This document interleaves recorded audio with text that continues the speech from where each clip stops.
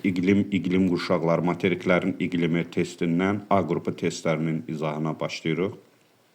Çalışacağım ki, bunu sizə rahat yolda izah edeyim. Tropik hava kütlələri hansı iqlim qurşaqlarına daha çox təsir göstərir? Tropik hava kütlələri tropik iqlim qurşağının hava kütlələridir. Yəni biz bilirik ki, əsas iqlim qurşaqlarının öz hava kütlələri var. Keçid iqlim qurşaqlarının Seymur hava kütlələri yoxdur. Ona görə tropik əsas iqlim qurşağı olduğundan öz hava kütləsi var. Özdə tropikdə yalnız 2 fəsil müşahidə olunur. Tropik hava kütləsi il boyu özündə olur. Yayda subtropika, qışda subekvatoriala gedir. Deməli, il boyu tropikdə olur. Yayda subtropika gedir, qışda subekvatoriala gəlir. 3, 4, 6 doğru cavab B variantı. Mülayim iqlim qurşağının dəniz vilayətinə aiddir. Mülayim iqlim qurşağının daxilində mülayim dəniz, mülayim kontinental, kəskin kontinental, musson iqlim tipi ayrılırdı və biz mülayim dənizə aid olan xüsusiyyətlərdən nələr dedik? Mülayim dənizdə yay-qış temperaturu arasında kəskin təzad yaranmırdı. Qərb Avropadır, Britaniyadır, İrlandiyadır, Şimal dənizidir, Niderlandın ərazisini əhatə edəcək. Yay sərin, qışı mülayim, il boyu bərabər yağıntılı qalsın. Yay isti rütubətli, qışı soyuq olmaz. İl boyu quraq olmaz. Yay isti quraq olmaz. Kəskin yay sərin, qışı mülayim, il boyu rütubətli bərabər paylanandır. Mülayimin dəniz tipində 931 ortalama yağıntı düşürdü. Şərqə doğru, Avrasiyanın daxilinə doğru getdikcə mülayim kontinental, kəskin kontinental tipləri ayrılırdı ki, orada da yağıntının miqdarı daxilə doğru getdikcə labid səbəbdən azalma baş verirdi. Yəni ki, 931 mülayim dənizin yağıntısının tipi isə 604 mülayim kontinentalda idi, 341 də kəskin kontinentalda idi. Deməli, cavab A-bəndi. İllik temperatur amplitudu çox olan iqlim qurşaqları. İllik temperatur amplitudu ekvatorial iqlim qurşağında az olurdu. Mülayim və subarktik iqlim qurşağında ümumiyyətlə həm sutkalıq temperatur amplitudu var, həm illik temperatur amplitudu var. Sutkalıq temperatur amplitudu tropik səhralarında olurdu ən çox. Yəni, sutkalıq temperatur amplitudu deyirsə, tropikləri çıxırıq. Həmçinin də ekvatorial çıxırıq. İllik temperatur amplitudu nə deməkdir? İl ərzində ən yüksək temperaturların alçaq temperatur arasındakı fərqdir. Ekvatorial iqlim qurşağında fəsil dəyişkənliyi müşahidə olunmurdu. Temperatur da demək olar ki, sabit idi. Onda belə çıxdı ki, dəqiqliklə A variantını çıxırıq. Tropikdə çıxırıq. Subekvatorialda çıxırıq, qalır mülayimlə subarktik. Mülayimin kəskin kontinental iqlim tipi ən yüksəyi müşahidə olunurdu. Həmçinin də subarktik. 4-də E. Kontinental yarım tipi yüksək temperaturu, quruluğu və yüksək temperatur amplitudu ilə seçilir. Yayda subtropik, qışda subekvatorial iqlim qurşaqlarına təsir göstərir. Deməli, yayda subtropik, qışda subekvatorial deyirsə, burada nəyə diqqət eləmək lazımdır? Bunların ikisinin arasında olan hansı əsas iqlim qurşağından söhbət gedir? Tropikdən. Kontinentalı var, dəniz tipi var. Kontinentalı quru səthində, səhralarda müşahidə olunurdu. Dəniz tipi isə dəniz səthi üzərində müşahidə olunurdu. Kuba, Haiti, Yamayka, Porto Rico, Baham, Madagaskar adası, Avstraliyanın şərqində. Bunların hamısında dəniz tipi idi. Okeanlar üzərində yaranır, yüksək rütubəti ilə seçilir. Amma tropikdə yerləşən bütün səhralarda isə kontinental yarım tipidir. Tropik qeyd etdik ki, yayda subtropika, qışda subekvatorial özündən aşağı gəlir. Söhbət tropikdən söhbət gedir. Subekvatorial iqlim qurşağında yerləşən yarımadalar. Əlbəttə, buradan Balkan yarımadasını çıxacaq, çünki subtropikdə yerləşir. Ərəbistan yarımadasını çıxacaq, çünki tropikdə yerləşir. 1-4-də çıxdıq. 1, 4, 4-də çıxdıq. 2-3-5. Hindistan yarımadası, bəli. Hindistan yarımadası, bəli. Hindçin yarımadası, bəli, 2-5. Bir də Somali yarımadası, bəli. Afrikanın uzqar şərq nöqtəsində Somali burnunda yerləşir. Rəsəfin burnu subekvatorial iqlim qurşağında yerləşir. Florida yarımadası ola bilməz, çünki Floridanın cənubi tropikin dənizindədir, şimalı subtropikin mussonundadır. 2, 3, 5. Doğru cavab E variantı. İl boyu isti, yay rütubətli, qışı quraq. İl boyu isti, yay rütubətli, qışı quraq olan subekvatorial iqlim uşağı. Niyə? Subekvatorial iqlim uşağı yayda ekvatorial hava kütləsinin təsirinə məruz qalır, ona görə yay rütubətli. Qışda tropikin təsirinə məruz qalır, qışı quraq olur. Deməli, subekvatorial. Aşağıdakı əlamətlər hansı iqlim qurşağı üçün səciyyəvidir? İl ərzində 2 fəsil müşahidə edilir. 2 fəsli müşahidə edildiyi subekvatorialdır, tropikdir, subarktikdir, subantarktikdir. Rütubətlənmə misalı vahiddən böyükdür. Qışda quru və şəffaf hava kütlələrinin təsirinə məruz qalır. Mülayimə çıxdıq. Subtropikdə çıxdıq, ekvatorialda çıxdıq. Çünki mülayimlə subtropikdə 4 fəsil, ekvatorialda 1 fəsil, qalır burada tropik, subarktik. İndi bunlardan necə müşahidə edilir? Rütubətlənmə misalı vahiddən böyükdür. Rütubətlənmə misalı nədir? Yağıntının mümkün buxarlanmaya olan nisbəti tropik ola bilməz axı. Deməli, burada doğru cavab nədir? Subarktik. Cavab A variantı. Subtropik iqlim qurşağının hansı tipi yalnız Cənub yarımkürəsində müşahidə olunur? Subtropikin aralıq dənizi tipi var, kontinental tipi var, musson tipi var, bərabər yağıntılı tipi var, il boyu rütubətli. Doğru cavab il boyu rütubətli tipdir ki, subtropikin yalnız və yalnız Cənub yarımkürəsində müşahidə olunan tipidir. Belə ki, Cənubi Amerikada subtropik iqlim qurşağının şərqində, Afrikada cənub şərqində, Avustraliyada cənub şərqində bu tip müşahidə olunur. Aşağıdakılardan biri subtropik iqlim qurşağının tiplərindən deyil. Aralıq dənizi tipidir, kontinental subtropik tipidir, subtropik musson tipidir, yağıntılar bərabər paylanan subtropik tipidir, amma dəniz subtropik yoxdur. Deməli, doğru cavab D variantı. Aşağıda Asiyada mütləq maksimum yağıntı hara düşür? Asiyada mütləq maksimum yağıntı hara düşəcək? Əlbəttə, Cerapunze məntəqəsinə. Cerapunze məntəqəsində mütləq maksimum yağıntı müşahidə olunmuşdur. Sualın qoyuluşunda bir balaca nöqsan var. Ən çox yağıntı Cerapunze məntəqəsində müşahidə olunmuşdur. Amma hal-hazırda ən çox yağıntı hara düşür? Havay adalarına. Buxarlanmanın daha çox olduğu yarımadalar. Bax, Seymur. Var buxarlanma qabiliyyəti. Buxarlanma qabiliyyətinə mümkün buxarlanma deyilir. Buxarlanmanın daha çox olduğu yarımadanı axtarırıqsa, biz mütləq şəkildə yağıntı olan yarımadaları götürməliyik. Somali, AP'nin Ərəbistana atdıq. Ərəbistanda Rub, Əl-Xali, böyük nəfud, kiçik nəfud. Deməli, Ərəbistan yarımadasında buxarlanma qabiliyyəti yüksək olacaq. Somali yarımadası, Kola yarımadası, Koreya yarımadası, qoy bu qalsın. Kaliforniya yarımadasında Kaliforniya yarım səhrası var, atırıq. Balkan, Taymır, Hind-Çin yarımadaları. Balkan yarımadası subtropikdadır, Taymır yarımadası Şimal Buzlu Okeandadır, Hind-Çin yarımadası subekvatorialdadır, qoy bu da qalsın. Hindistan yarımadasında Tar səhrası, Hindistanla Pakistan sərhədində var, bunu da çıxırıq. Deməli, Ərəbistan getdi. Buradan bir dənə Ərəbistan yarımadası olan variantın üstünə xət çəkirik. Sonra buradan Hindistanı, daha doğrusu üzr istəyirəm, hansını sildik buradan? Somalini də sildik, Kaliforniyanı da sildik. Qaldı Malakka, Florida, Hindistan, Balkan, Taymır, Hind, Çin. İndi burada nəyə diqqət eləməliyik? Bizə deyir ki, buxarlanmanın daha çox olduğu yarımadalar. Buxarlanmanın daha çox olduğu yarımadanı tapmaq üçün həm orada istiliyi olmalıdır. Ona görə Taymırı da çıxırıq. Qalır Malakka, Florida, nə? Hindistan.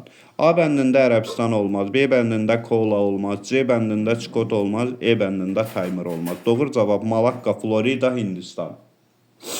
Tropik iqlim qurşağında yerləşən yarımadalar. Tropik iqlim qurşağında yerləşən yarımadalar deyirsə, Kaliforniya yarımadası olar, Koreya yarımadası olmaz. Çünki Koreya yarımadasının bir qismi cənub hissəsi subtropik mussonuna düşür, şimal hissəsi mülayim mussonuna düşür. Yucatan Alyaska yarımadası. Yucatan yarımadası subekvatoriala düşür, Alyaska yarımadası da mülayimə düşür. Malakka yarımadası olmaz, Jutlandiya yarımadası olmaz, Jutlandiyada mülayimdədir, Malakka subekvatorialdadır. Florida yarımadası, Ərəbistan yarımadası. Florida yarımadasının cənubi tropikin dənizinə düşür, Ərəbistan yarımadası da düşür. Amma Kamçatka yarımadası ilə Somali yarımadası olmaz. Aydın oldu. Gəldik. Mülayim iqlim qurşağının dəniz iqlim tipində yerləşən yarımadalar. Əlbəttə, Çikot yarımadası olmaz. Çikotda Skandinaviyada, Floridada. Skandinaviyanın bir qismi düşür, Florida olmaz. Alyaska yarımadası düşür. Jutlandiya yarımadası düşür, Breton yarımadası düşür. Alyaska yarımadası bəli mülayimin dənizindədir, amma Alyaska ştatı subarktikdədir. Jutlandiya yarımadası Avropanın Skandinaviya yarımadasından cənubda olan hissədir. Jutlandiya yarımadası mülayim iqlim qurşağına düşür. Almaniya ilə bu arada Danimarka yerləşir. Breton yarımadasında da Fransa yerləşir, mülayimin dənizinə düşür. Koreya yarımadası olar, Kaliforniya yarımadası olmaz. Florida yarımadası olmaz. Taymır yarımadası olmaz. Malakka yarımadası olmaz. Hintsin yarımadası olmaz. Perney olmaz. Labradorun bir qismi düşür. Balkan yarımadası da olmaz. Xəritə sxemdə verilən hansı məntəqədə dekabr, yanvar, fevral ayları daha rütubətli keçir? Dekabr, yanvar, fevral ayları subtropik iqlim qurşağında olan əraziyə fikir verməliyik. Söhbət Aralıq dənizi iqlim tipindən gedir. Niyə? Çünki Aralıq dənizi iqlim tipinə yayda cənubdan tropik hava kütlələri təsir göstərir, qışda mülayim hava kütlələri təsir göstərir. Qışda mülayim hava kütlələri təsir göstərdiyinə görə, yəni şimal yarımkürəsinin qış ayları dekabr, yanvar, fevral aylarında mülayim rütubətli olacaqlar. Dekabr, yanvar, fevral aylarında cənubun subekvatorialı da rütubətli olardı. İndi hal-hazırda cənubun subekvatorialı bu ərazilərdə olmadığı üçün çox təəssüf ki, biz onu oradan müəyyən edə bilmirik. Xəritə sxemə əsasən iqlim diaqramının hansı məntəqəyə uyğun gəldiyini müəyyən edin. Seymur, sənə dedim, belə sxem olanda birinci sən bu parabolaya baxırsan, əgər bu parabola belədirsə, deməli sən bildin ki, iyun, iyul, avqust aylarında havanın temperaturu maksimuma çatırsa bu şimal yarımkürəsidir. Çünki iyun, iyul, avqust ayları şimal yarımkürəsinin yay aylarıdır. Demək, şimal yarımkürəsi deyirsə, birbaşa 2 ilə 3-ü atdıq o üzə. İndi daha sonra sən burada temperatura fikir ver. Mən sənə qeyd etdim ki, subarktik iqlim qurşağında havanın temperaturu yay aylarında 10 dərəcə Selsiyə qədər qalxa bilər. Deməli, burada doğru cavab olacaq 5 variantı. İqlim diaqramı hansı əraziyə uyğun gəlir? Diqqət elə görürsən, yay aylarında. Yay aylarında nədir? Havanın temperaturu maksimuma qalxır. Görsən, yay aylarında havanın temperaturu maksimuma qalxır. Deməli, bax, bu soyuq ərazilər olmayacaq. Bax, 5-i atdın o üzə, 3 atdın o üzə, düzdür? Qaldı burada 1-dən 2. Ekvatorial iqlim qurşağının təbii iqlim diaqramı deyil. Ekvatorial iqlim qurşağında il boyu havanın temperaturu sabitdir, yağıntı da sabitdir. Deməli, 2-ni atdıq o üzə, 3-ü götürmədik, 5-i götürmədik, 4-ə baxırıq, 4 də olmaz. Çünki 4 hardasa mülayimin kontinentalına düşür. Bu belə olmaz. Mülayimin kontinentalında havanın temperaturu qış aylarında mənfiyə düşür. Burada mənfiyə düşmür. Qalır burada 1. 1-ə baxırıq. Bu subekvatorial iqlim qurşağıdır. Bəli, subekvatorial iqlim qurşağına yayda ekvatorial hava kütlələri təsir göstərdiyindən yay ayları isti rütubətli olur. Plus da qış aylarında havanın temperaturu nə olmur? Mənfiyə düşmür. Cavab 1 olacaq. Gəldi bura. İqlim diaqramının uyğun gəldiyi məntəqəni müəyyən edin. Diqqət eləsən görəcəksən ki, bu cənub yarımkürəsidir. Seymur, nəyə görə? Çünki parabola üzü aşağıdır. Deməli, iyun, iyul, avqust ayları qış aylarıdır ki, havanın temperaturu görsən aşağıdır. Dekabr, yanvar, fevral ayları yay aylarıdır ki, havanın temperaturu yüksəkdir. Artıq biz bunun cənub yarımkürəsi olduğunu bildik. Bu bir. Cənub yarımkürəsidirsə iyun, iyul, avqust aylarında yağıntı çox düşürsə, deməli, cənubun qış aylarında yağıntı çox düşəcək. Cənubun qış ayları. Ümumiyyətlə, qış aylarında yağıntı hansı əraziyə daha çox düşür? Aralıq dənizi iqlim tipinə yağıntı çox düşəcək. Bu minvalla biz burada götürməliyik hansı ərazini? Aralıq dənizi iqlim tipini götürməliyik və biz bilməliyik ki, Cənubi Amerikada belə deyək, subtropik iqlim qurşağının hansı tipləri var? Aralıq dənizi də var, kontinental da var, musson da var. Materiklərin qərbindən şərqinə doğru gələndə qərb hissədə aralıq dənizidir, mərkəz hissədə kontinentaldır, şərq hissədə nədir? Subtropikin bərabər rütubətlisidir. Və aralıq dənizi iqlim tipində hansı ərazi olacaq bu?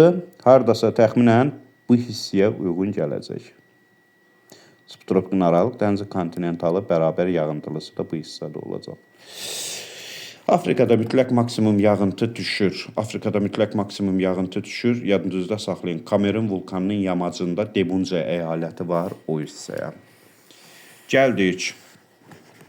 Diqqət, Afrikanın ən isti materik olmasının əsas səbəbi Afrika biz bilirik ki, şimal tropiki ilə cənub tropiki arasında tropik işıqlanma qurşağında böyük sahə tutur. Afrika həm tropik işıqlanma qurşağında yerləşir, həm də mülayim işıqlanma qurşağı, 3 işıqlanma qurşağında yerləşir. Əksər hissəsi tropiklərin arasında yerləşdiyinə görə ən isti materikdir. Antarktida materikindən uzaqdır, xeyr. Dağ zirvələrinin daimi qar xəttindən aşağı olması, xeyr. Atlas dağları burada daimi qar xəttindən hündürdədir zirvəsi, Kamerundur. Kamerun vulkanıdır, Kilimanjaro vulkanıdır 5895, nə bilim, orada Efiopiya yaylasının ən hündür zirvəsi Ras daşındı 4620, bu da ən hündürdədir, yəni qar xəttindən hündürdədir. Ən isti okeanlarla əhatə olunması əksər hissəsinin xeyr. Doğru cavab əksər hissəsinin tropiklərin arasında yerləşməkdir. Afrikanın iqliminə təsir edən soyuq okean cərəyanlarını istəyir. Angola, Mozambik isti cərəyanlardır. İynəburnu istidir, Kanar soyuqdur. Bengel və Falkland cərəyanları. Əslində bunların ikisi də soyuq cərəyanlardır. Amma Bengel cərəyanı Afrikada, Afrikanın sahillərində hərəkət edir. Amma Falkland Cənubi Amerikanın sahillərində. Bengel cərəyanının təsirindən Namib səhrası yaranır. Falkland cərəyanının təsirində Cənubi Amerika sahillərində mülayimin kontinental iqlim tipinin formalaşmasına gətirib çıxarır. Gvineya isti cərəyandır, Somali soyuq cərəyandır, analoq olmayan cərəyandır. Bengel və Kanar cərəyanları, bəli, Bengel cərəyanı Afrika materikinin aşağı hissədə qərbindədir, Kanar cərəyanı da Afrikanın şimal-qərbindədir. Cavab E variantı. İqlim diaqramının xəritə sxemdə hansı məntəqəyə uyğun gəldiyini müəyyən edin. Seymur, sənə keçən səfərdə bunu izah eləyəndə mən dedim ki, birinci, baxırsan ki, yağıntı miqdarı 35-dir. Deməli, konkretləşdirdik ki, bu nədir? Tropikin səhra iqlim vilayətidir, kontinentalıdır. Və şimal yarımkürəsidirmi, cənub yarımkürəsidirmi? Baxırıq ki, parabolu üzü belədirsə, deməli, bu şimal yarımkürəsidir. Deməli, biz şimal yarımkürəsində olan səhra vilayətini tapmalıyıq. Doğru cavab 2-dir, böyük səhradan söhbət gedir. Cənubi Amerika, Avstraliya, Afrikada rast gəlinməyən iqlim tipi. Cənubi Amerikada mülayim dəniz var. Avstraliyada, Afrikada yoxdur. Avstraliyanın Tasmaniya adasında qismən var. Subtropikin bərabər rütubətlisi var. Mülayimi mussonu Aralıq dənizi. Aralıq dənizi bütün, yadınızda saxlayın ki, Aralıq dənizi Antarktidadan başqa bütün qitələrdə rast gəlinir. Söhbət burada mülayimi mussonundan gedir. Mülayimi mussonu yadınızda saxlayın ki, Asiya qitəsində yalnız var, heç bir qitədə yoxdur. Subtropik mussonu həm Asiya, həm Şimali Amerikada var, amma mülayimi mussonu yalnız Asiya qitəsindədir. Yəni, nə Cənubi Amerikada var, nə Avstraliyada var, nə Afrikada var. Avstraliyanın subekvatorial iqlim qurşağında yağıntıların daha çox hansı aylarda düşdüyünü müəyyən edin. Avstraliya cənub materikidir, düzdür, bütünlüklə cənub yarımkürəsində yerləşir. Cənub yarım subekvatorial da yay aylarında rütubətli olur. İndi biz cənubun yayını axtarmalıyıq da. Cənubun yayı dekabr, yanvar, fevral ayları olduğuna görə dekabr, yanvar, fevral aylarında Avstraliyanın subekvatorial iqlim qurşağına yağıntı çox düşəcək. Şimali Amerikanın ucqar cənub hissəsi hansı iqlim qurşağında yerləşir? Şimali Amerikanın ucqar nöqtələri şimalda Merchisondur, cənubda Mariatodur. Mən xəritədə göstərmək istəyirəm onu bir dəqiqə. Şimalda Merchisondur, cənubda Mariatodur. Və diqqət edin, zəhmət olmasa, şimalda Merchisondur, Kanadanın ərazisində, Arktik iqlim qurşağında, cənubda Mariatodur, Panamanın ərazisində, subekvatorial iqlim qurşağında, qərbdə Uez şahzadəsidir, ABŞ-ın ərazisində, subarktik iqlim qurşağında, şərqdə də Saint Charles'dır, bu da Kanadanın ərazisində subarktik iqlim qurşağında. Deməli, biz nəyi bildik? Biz bildik ki, Şimali Amerikanın ucqar cənub hissəsi hansı iqlim qurşağında yerləşir? Subekvatorial iqlim qurşağında yerləşir. Cənub-Şərqi Asiya hansı iqlim qurşaqlarında yerləşir? Cənub-Şərqi Asiya əlbəttə yerləşir ki, ekvatorial və subekvatorial iqlim qurşaqlarında yerləşəcək. Hansı iqlim qurşağında illik temperatur amplitudu daha yüksəkdir? Əlbəttə, illik temperatur amplitudu il ərzində ən yüksək temperaturla ilin ən isti ayının temperaturu ilə ən soyuq ayının temperaturu arasındakı fərq mülayim iqlim qurşağının kəskin kontinental iqlim tipindədir. Hansı regionda iqlim daha quraqdır? Əlbəttə söhbət, əgər burada bizdən ancaq Asiyanı soruşursa, söhbət Cənub-Qərbi Asiyadan gedəcək. Cənub-Qərbi Asiyada İran yaylası, Ərəbistan yaylası, Ərəbistan yarımadası, İranda dəşti Kəbir, dəşti Lut, tropik oradan keçdiyinə görə Səudiyyə, Ərəbistanda Ruba Əl-Xali, Böyük Nəfud, Kiçik Nəfud səhraları Cənub-Qərbi Asiyanın iqliminin kontinentallığından bizə xəbər verir. Şərqi Asiyada, Cənubi Asiyada, Cənub-Şərqi Asiyada mussonlar var. Orada olmaz. Şimali Asiyanın da iqlimi o qədər də quraq deyil. Avrasiyada həmsərhəd olan keçid iqlim qurşaqları hansılardır? Avrasiyada Asiya desək daha düzgün olar. Mən dərsdə də sənə demişdim ki, Asiya şimal yarımkürəsinin bütün iqlim qurşaqlarında yerləşir. Yəni bütün iqlim qurşaqlarında yerləşir anlayışı səhv olar. Şimal yarımkürəsinin bütün iqlim qurşaqlarında ekvatorial, subekvatorial, tropik, subtropik, mülayim, subarktik, arktik. Aydındır. İndi Asiyada, Avrasiyada həmsərhəd olan keçid iqlim qurşaqları. Bax, bunu daha rahat formasını mən sənə deyim. Heç məsələn, fikirləşmədən keçid burada, bax, 2-dir, 4-dür, 5-də. 2-4 var, yoxdur. Görürsən, 2-5 var, var. 4-5 var. Deməli 2-5-4-5 ən çətin məqamda belə, ən pis məqamda belə yadında deyilsə, sən ən azından bilməzsən keçidik ya 2-5-dir ya 4-5-də. Yadında saxla. Söhbət burada subekvatorialdan subtropikdən gedir. Niyə görə? Tropik Asiyanın şərq hissəsində tam zolaq əmələ gətirmir. Diqqət elə, biraz zəhmət olmasa. Tropik gəlir, burada tar səhrası var. Buradan gələn tropik burada tar səhrasında qırılır. Niyə? Çünki bu ərazilərdən əsən musson küləkləri burada tropikin tam zolaq əmələ gətirməsinə maneçilik eləyir. Belə ki, burada subekvatorial, Hindistanın özü, Şri-Lanka adasının şimalı, Malakka yarımadasının şimalı, Hindsin yarımadası bütövlükdə subekvatorial. Onun ardınca da gəlir bu hissələr subtropik. Yəni Asiyanın şərqində subekvatorial və subtropik iqlim qurşaqları, iki keçid iqlim qurşağı həmsərhəddir. Hansı ərazidə musson iqlim tipi hakimdir? Əlbəttə böyük Çin düzənliyində. Çünki böyük Çin düzənliyi Şərqi Asiyanın ən böyük düzənliyidir. Xuanxə və yansız sayılan gətirdiyi alluvial çöküntülərdən formalaşıbdır. Şərqi Asiyada yerləşdiyinə görə. Çünki musson küləkləri cənubi, şərqi, cənub-şərqi Asiyada əsir. Böyük Çin düzənliyində bəli musson külək. Avrasiya materikinə aid olmayan iqlim tipi. Avrasiya materikinə aiddir. Aralıq dənizi, kontinental, musson da var, mülayim dəniz də var, mülayim musson da var, mülayim kontinental da var, kəskin kontinental da var. Subtropikin bərabər rütubətlisi bayaq da qeyd etdik ki, hara düşür? Cənub yarımkürəsinə düşür.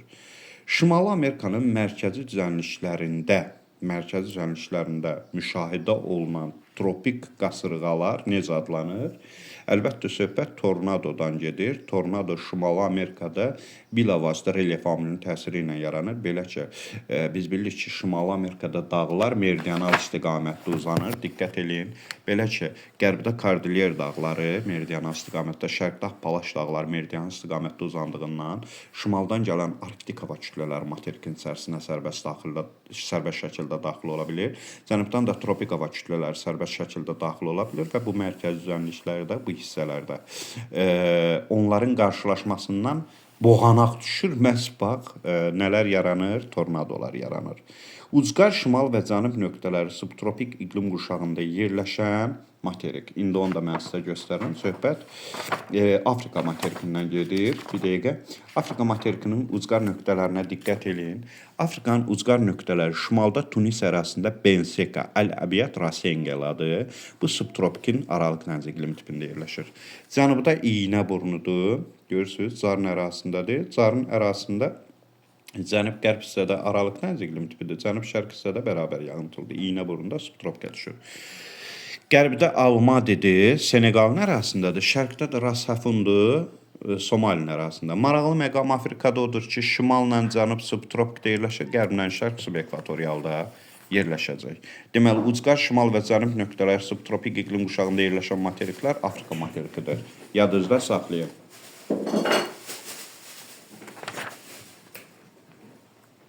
Aydın oldu.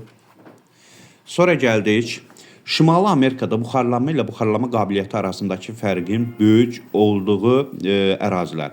Buxarlanma ilə buxarlama qabiliyyəti arasındakı fərq yadınızda saxlayın. Yadda saxlayın ki, quraq ərazilərdə olacaq. Bax, burada Florida yarımadası ilə Alyaska yarımadası olmaz. Niyə görə olmaz? Çünki Florida yarımadasında tropikin dənizi, subtropikin mussonu var. Üçü sildik. Bax, üçü sildik. Görürsünüz. Alyaska yarımadasında mülayim dənizdə yerləşir. Üçü siləndə, buradan da dördü siləndə qalır 1, 2, sahil zonası Meksika yaylası, bir də böyük hövzə 2, Meksika yayləsi böyük hövzə. Sahil zonası da mülayimin dənizinə düşür. Meksika yayləsindən böyük hövzə, iqlimi quraq olduğuna görə. Bax, burada doğru cavab olacaq Meksika yayləsi ilə böyük hövzə. İndi mən sizə deyim. Sual düşə bilər ki, buxarlama ilə buxarlama qabiliyyəti arasındakı fərqin böyük olduğu ərazilər hansı ərazilərdir? Siz onda səhralıq ərazilər götürəcəksiniz. Şimali Amerikanın iqliminə təsir göstərən soyuq okean cərəyanları bilavasitə buradan götürəcəksiniz. Peru, Şimali Sakit Okean isti cərəyandır. Kaliforniya, Labrador. Kaliforniya Sakit Okean sahillərindədir. Labrador isə hansı ərazidədir? Atlantik Okean sahilindədir. Golf Stream istidir, Şimali Atlantika istidir. Falkland soyuqdur, Antil, Falkland ümumiyyətlə cənub hissədədir, Antil istidir. Labrador düzdür, Kanar Afrika sahillərindədir. Amerika qitəsinin iqliminə təsir edən okean cərəyanları, Amerika qitəsinin iqliminə əlbəttə demir burada nə isti, nə soyuq, fərq eləməz. Hansını götürürsünüz, götürün. Bengel olmaz, Kanar olmaz, Afrika sahillərindədir. Golf Stream olar, Peru, Cənubi Amerika sahillərində də olar, B variantı. Krosio, Avrasiya sahillərində də olmaz, Somali Afrika sahillərində də olmaz. Alyaska olar, Angola Afrika sahillərində də olmaz. Somali olmaz, Kaliforniya olar. Avropanın mülayim dəniz vilayətində yerləşən qərb sahillərində havanın rütubətlə doymasına Şimali Atlantik və Norveç cərəyanları, isti cərəyanları təsir göstərir. Cavab elə variantı. Xəritə sxemi əsasən Cənubi Amerikada bərabər yağıntılı subtropik iqlim vilayətində yerləşən məntəqə əlbəttə subtropik iqlim quşağında Aralıq dənizidir, kontinentaldır, bərabər yağıntılıdır, 4-cü məntəqəyə uyğun gəlir. Hansı qitələr üzərində kontinental tropik hava kütləsi formalaşmışdır? Hansı qitələr üzərində kontinental tropik hava kütləsi? Əlbəttə, Afrika sahilində, çünki Afrika materikində səhralar var, Avustraliya materikində səhralar var, yadda qalar. Əlbəttə, Asiya qitəsində səhralar var. Hansı qitələr üzərində kontinental tropik? Afrika, Avustraliyanı götürün, dəqiqliklə bir də Asiyanı. Avropanı götürə bilmərsiniz. Avropada çünki tropik iqlim uşağı yoxdur. Birlər götürməyəndə 2, 4, 5, 3, 4, 6. 2-4-5 Asiyada, Afrikada, Avustraliya sahillərində kontinental tropik hava kütləsi formalaşacaq. Xəritə sxemi əsasən Cənubi Amerikada Aralıq dənizi iqlim vilayətində yerləşən məntəqəni müəyyən edin. Qeyd etdiyimiz kimi bu söhbət 3-cü məntəqədən gedir. Çünki 3-cü məntəqə Aralıq dənizi iqlim tipidir, subtropikdə. Bunların arasında kontinental tipi var. Burada isə 4-cü məntəqə bərabər yağıntılıya uyğun gələcək. Soyuq atmosfer cəbhəsi üçün doğru olmayan fikri müəyyən edin. Soyuq atmosfer cəbhəsi nədir? Soyuq hava isti havanı sıxışdıraraq onun geri çəkilməyə məcbur etməsi nəticəsində yaranır. Bu düzdür. Leysan xarakterli bol yağıntı verməsi ilə nəticələnir, düzdür. Topa bulud, düzdür. İldırım şimşək hadisəsi müşahidə olunur, düzdür. İsti cəbhəyə nisbətən bulud əmələ gəlmə tədricən baş verir, laylı buludlar. Xeyr. Topa buludlar yağır, leysan yağışlar yağır, ildırım şimşək. Bu səhvdir. Qrafikdə 5 ayrı məntəqənin yanvar-iyul aylarındakı havanın orta temperaturları verilmişdir. Hansı məntəqədə iqlim daha kontinentaldır? İqlimin daha kontinental olması üçün fərq daha çox olmalıdır. Birinci məntəqədə 20 dərəcə Selsidir, 25-dən çıxırsınız 5-i 20 dərəcə Selsi. İkinci məntəqədə 10 dərəcə Selsidir. Üçüncü məntəqədə 20-dən çıxırsan 5-i 15 dərəcə Selsidir. Dördüncü məntəqədə 25-dən 10 çıxırsınız 15 dərəcə Selsidir. Beşinci məntəqədə 20-dən çıxırsan 15-i 5 dərəcə. Deməli, burada doğru cavab 20 dərəcə Selsi fərq olduğuna görə iqlimi daha kontinental burada olacaq. Aha. Avropa sahillərinin girintili çıxıntılı həmçinin nə deyir? Girintili çıxıntılı həmçinin dəniz və körfəzlərin quruya daxil olması qərb tərəfdən gələn rütubətli dəniz hava kütlələrinin qitənin içərilərinə doğru irəliləməsinə səbəb olmuşdur. Yəni Avropanın qərbindən söhbət gedir də burada. Qərbində dəniz körfəzlərdir. Məsələn, Baltik dənizi var orada, nə bilim Şimal dənizi var, Biskay körfəzi var. Dəniz hava kütlələrinin qitənin içərilərinə qədər irəliləməsinə səbəb olur. Bu isə Avropaya yağıntının çox düşməsinə səbəb olur. Diaqramın cənub yarımkürəsində yerləşən hansı iqlim qurşağına və ya vilayətinə aid olduğunu müəyyən edin. Cənub yarımkürəsi olduğunu bildik, düzdür. Cənub yarımkürəsidirsə, yağıntı da hansı aylarda düşür? Yay aylarında. Deməli, cənubun subekvatoriyalı olacaq da birmənalı şəkildə. Cənubun subekvatoriyalı. Yay aylarıdırsa, cənub yarımkürəsi isə cənubun subekvatoriyalıdır. İllik temperatur amplitudunun göstərildiyi izoterm xəritəsində ən yüksək kontinentallıq hansı ərazidə müşahidə olunur? Tropik enliklərin materik daxili hissələrində, ekvatorial enliklərin ən yüksək kontinentallıq, ekvatorial enliklərin dəniz sularında, mülayim enliklərin materik daxili hissələrində, mülayim enliklərin okean sahillərində, qütb enliklərində, dəniz suları üzərində. Diqqət edin, illik temperatur amplitudunun göstərildiyi izoterm xəritəsində ən yüksək kontinentallıq mülayim enliklərin materik daxili hissələrində müşahidə olunacaq. Görürsünüz bu hissələrdə. Mülayim enliklərin materik daxili. Ümumiyyətlə ilə illik temperatur amplitudu maksimum mülayimin kəskin kontinentalına müşahidə olunduğunu mən sizə demişəm. Subtropik iqlim qurşağının bərabər rütubətli iqlim vilayəti hansı materiklərdə yoxdur? Şimal materiklərində. Çünki cənub materiklərində var. Avrasiya, Şimal Amerika. Avstraliyada ən çox yağıntı hansı əraziyə düşür? Böyük su ayrıcı dağların şərq yamaclarına. Qərbi Avstraliya yaylası, Nollar bar düzənliyinə, Eir gölü olmaz, Arnhem-Net yarımadası olmaz. Böyük su ayrıcı dağların şərq yamaclarına daha çox yağıntı düşəcək. Burada da tropikin dəniz tipi, subtropikin bərabər rütubətlisi falan olduğuna görə şərqdən Sakit Okean üzərindən gələn rütubətin qarşısını su ayrıcı dağlar kəsdiyinə görə o hissəyə yağıntı çox düşür. Cənubi Amerikada hansı iqlim vilayəti mövcud deyil? Aralıq dənizi var, mülayim dəniz, subtropikin mussonu. Subtropikin mussonu yoxdur. Mülayimin kontinentalı var, qərb hissədə, mülayimin dənizi şərqdədir. Bərabər rütubətli subtropik qərb hissədə var, şərq hissədə var, aralıq dənizi qərb hissədə var, amma subtropik mussonu Şimal Amerika ilə Avrasiyadan başqa heç bir qitə materikdə yoxdur. Şimal Amerikanın ucqar cənub və şimal nöqtələrinin yerləşdiyi iqlim qurşağı. Şimal Amerikanın ucqar cənub nöqtəsi subekvatorialda yerləşir, Marietta burnu. Ucqar şimal nöqtəsi də Arktikdə yerləşir. Cavab A variantı.